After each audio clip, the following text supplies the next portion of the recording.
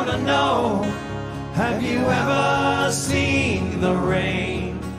Amici del backstage, è un grande onore e piacere per noi ospitare e intervistare un attore e un artista internazionale. Diamo il benvenuto a RONN MOSS. Hi Ron, thank you for your time. Thank you for being here as well.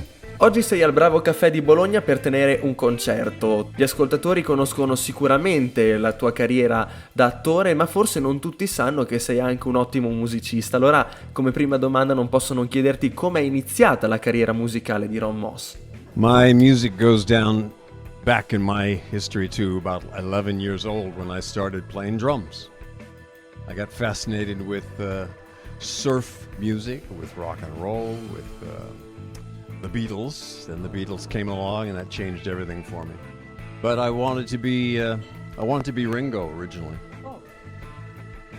So I started playing drums. But then it was easier to sing if I played bass, so I took up the bass.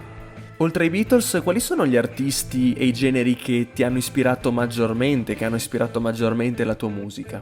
There are too many to even mention. From jazz, from rock and roll, classic rock, the surf music of the Beach Boys, the esoteric music, let's say, of Genesis, Crosby, Stills, Nash and Young vocally, the Beatles obviously, the Stones. Most of the classic rockers influenced me a lot.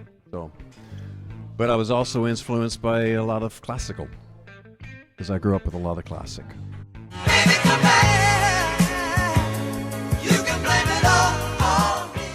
Nel 1977 suonavi con i Player e hai ottenuto un grandissimo successo con il brano Baby Come Back.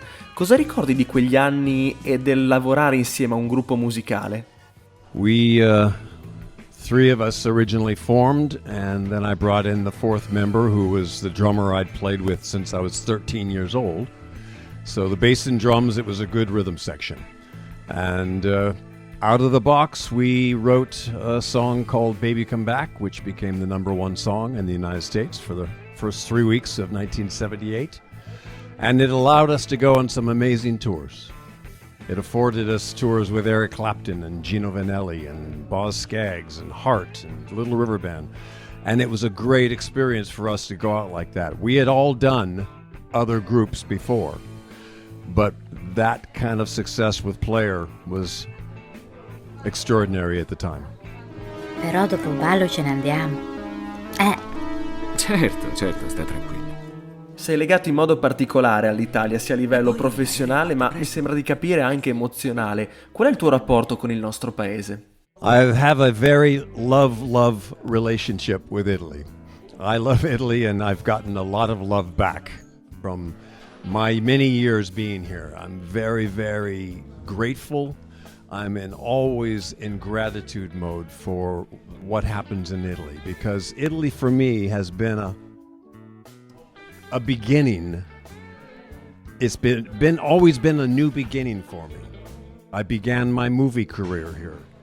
I'm now doing my music career again, and we're starting our own. We've filmed a movie last year in Puglia called Surprise Trip, and we're going to release it on Valentine's Day. And so it's a country of new beginnings, and it's always been very passionate, very supportive, and I'm in constant gratitude. In Italia sei certamente noto anche per le tue performance attoriali. Quali sono le differenze principali tra l'esibirsi su un palcoscenico e su un set cinematografico o televisivo? Big difference, night and day. When you do music on a stage in front of people live, there's nothing like it. Nothing like it. I filmed Beautiful for over 25 years, but nothing really holds to getting up and performing music in any capacity. So I can't say I love music more than doing film, because we are also doing film. I like wearing different hats, and it's okay to wear different hats. You can be a musician and an actor and a producer and all those things. So I'm enjoying doing it all, and I happen to be enjoying it doing it in Italy.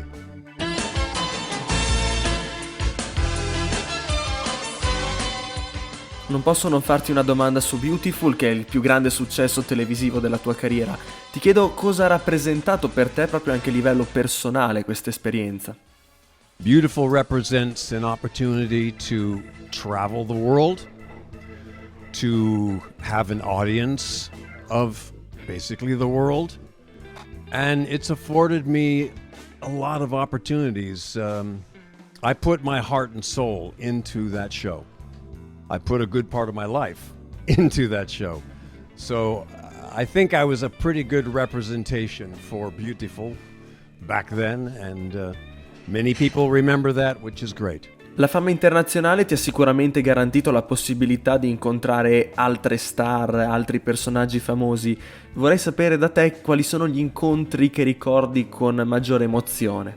I've met many different people, from jazz greats, Herbie Hancock. I got to hang out with Keith Emerson of Emerson, Lake and Palmer. I noticed that Palmer is on the wall in there in the room that I'm going to perform in tonight. So it brought back, I was with Keith about a year before he died. Lionel Richie was a fan, came and told me, I watch you on your show every day, and it was kind of surreal that he was my fan, because I'm also a fan of his. Aretha Franklin has always been a very dear friend. She's been a big fan of mine on my TV show. We wanted to have her come and be on the show, but because she's on the East Coast, she doesn't fly. She will not fly, so she had to take either a train or drive, and that wasn't going to be possible. So, but we would have loved to have. There are a lot of artists that I can't say I know a lot of other artists, but I have such a respect for them, and it's a good camaraderie. RONN MOSS, ringraziandoti per la disponibilità che hai avuto oggi con noi, ti chiedo, come tradizione con tutti i nostri ospiti, di lanciare in chiusura di intervista una canzone che ti ha particolarmente ispirato durante la tua crescita personale o anche artistica. Io che amo solo te, io mi fermerò e te regalerò quel che resta della mia gioventù. Ba-bam. Grazie Ron. Grazie.